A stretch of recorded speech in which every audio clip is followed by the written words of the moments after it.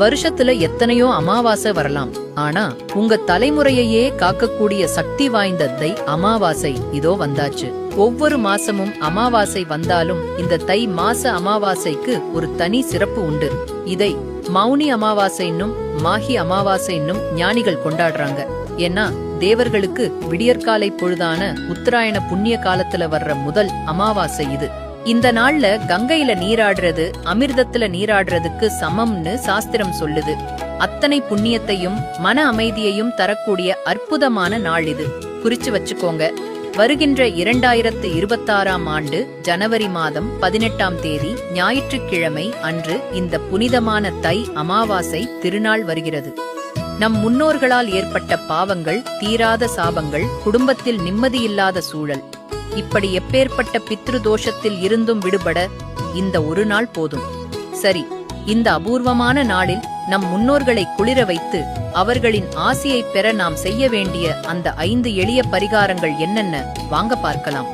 முதலாவதாக மிக முக்கியமானது சடங்குகள். இந்த நாள்ல நீர்நிலைகள்ல கடற்கரைகள்ல புனித நீராடி உங்க முன்னோர்களுக்கு பிண்ட தானம், சிரார்த்தம், தர்ப்பணம் கொடுங்க. இந்த சடங்குகளை நீங்க முறையா செய்யும் போது அவங்க ஆன்மா சாந்தி அடைஞ்சு உங்களை மனதார வாழ்த்துவாங்க. உங்க வாழ்க்கையில் இருக்கிற தடைகள் எல்லாம் பனியா விலகிடும். இரண்டாவதாக உணவு படைத்தல். ஒரு ஐதீகம் உண்டு. அமாவாசை அன்னைக்கு நம்ம முன்னோர்கள் நம்மள பாக்குறதுக்காக பூமிக்கு வருவாங்களாம். அவங்க பசியோட திரும்பி போகலாமா? அதனால அவங்களுக்கு பிடிச்ச உணவை படைச்சு வழிபடுங்க. அந்த திருப்தி உங்க பரம்பரைக்கே செழிப்பை கொடுக்கும். மூன்றாவதாக அரசடி தீபம். தை அமாவாசை அன்னைக்கு மாலை வேளையில அரச மரத்தடிக்கு போங்க. அங்க பிரம்மா, விஷ்ணு, சிவன் 3 பேரும் வாசம் செய்யறதா ஐதீகம். அந்த மரத்தடியில கடுகு எண்ணெயில ஒரு தீபம் ஏற்றி வைங்க.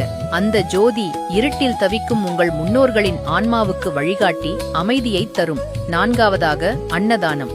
தானத்தில் சிறந்தது அன்னதானம். இந்த நாள்ல உங்களால முடிஞ்சது ஒரு 2 பேருக்காவது வயிறார சாப்பாடு போடுங்க. குறிப்பா வயசானவங்களுக்கோ ஏழைகளுக்கோ நீங்க குடிக்கிற அந்த ஒரு பிடி சோறு நேரடியா உங்க முன்னோர்களுக்கே போய் சேரும்னு சாஸ்திர சத்தியம் சொல்லுது. ஐந்தாவதாக மிக எளிமையான ஒரு பரிகாரம். வீட்ல இருந்தபடியே உங்க முன்னோர்களை மனசார நினைச்சுக்கோங்க. ஒரு செம்பு தண்ணியும் கொஞ்சம் கருப்பு எள்ளும் எடுத்து அவங்க பேரை சொல்லி இறைத்து வழிபடுங்க. அந்த எளிமையான அன்பை அவங்க ஏத்துப்பாங்க. அதுவே எப்பேற்பட்ட பித்ருதோஷத்தால வர்ற துன்பமாயிருந்தாலும் அதிலிருந்து உங்களை காப்பாற்றும். வரக்கூடிய இந்த தை அமாவாசையை தவற விட்டுடாதீங்க.